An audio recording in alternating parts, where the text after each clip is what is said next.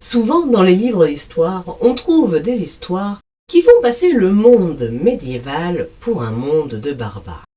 Et c'est le cas de celle que je m'apprête à vous raconter. Chevaleresse d'aujourd'hui. Ça, c'est pas pour les fragiles. Le comte Charles et son vassal sont en bisbille. Le 2 mars 1127, à Bruges, Bouchard, chef de la famille Erembrald, profite que le comte Charles soit à l'église de Saint-Donatien pour assister à la messe de Prime pour lui rendre visite. Ce dernier a renvoyé une grande partie de ses troupes afin de pouvoir prier tranquillement. C'est là que Bouchard et une troupe d'hommes rentrent dans l'église. Et pour ne pas le déranger pendant sa prière, ils avancent doucement vers lui.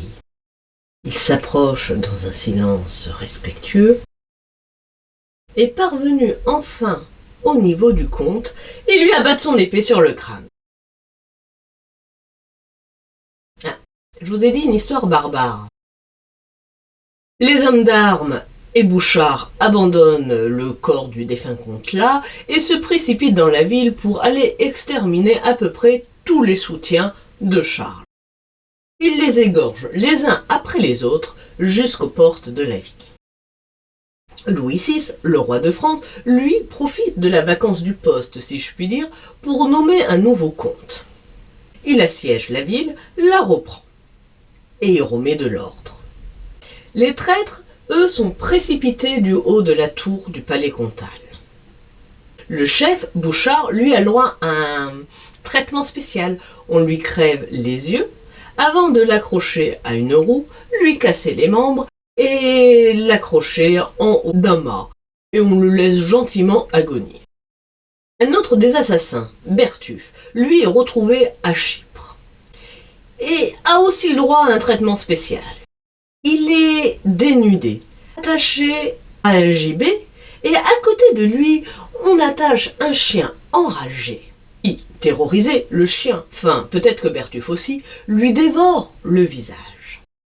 Et forcément, là, vous vous dites que c'était quand même vraiment des barbares, et heureusement que l'on a évolué depuis.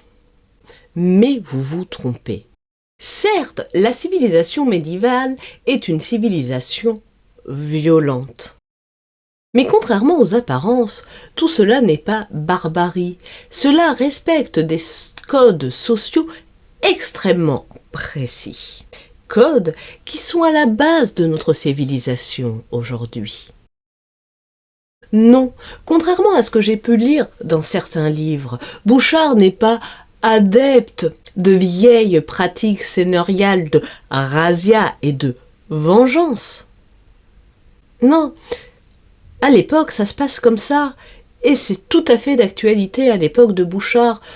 Bouchard, il se venge de Charles II parce qu'il est intervenu militairement pour empêcher la famille Erembrald de continuer ses pillages auprès des paysans des environs ou encore de s'attaquer aux marchands qui vont à la foire de Flandre. Et la famille Erembrald pense que Charles, le comte, est intervenu à tort. Elle se venge, et la vengeance, au Moyen-Âge, est un droit. Certes, Louis VI intervient, mais ce n'est pas par opportunisme. Peut-être un peu, mais c'est surtout pour rendre la justice royale. Il joue son rôle. C'est à lui de juger si la vengeance de Bouchard était légitime ou non.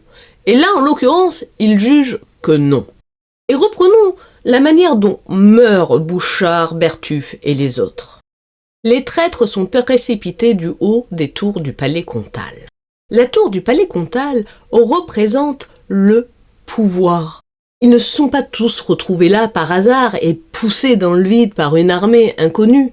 Non, s'ils sont tous balancés de là, c'est parce qu'ils ont fait l'objet d'un procès et qu'ils ont été condamnés à être précipités dans le vide.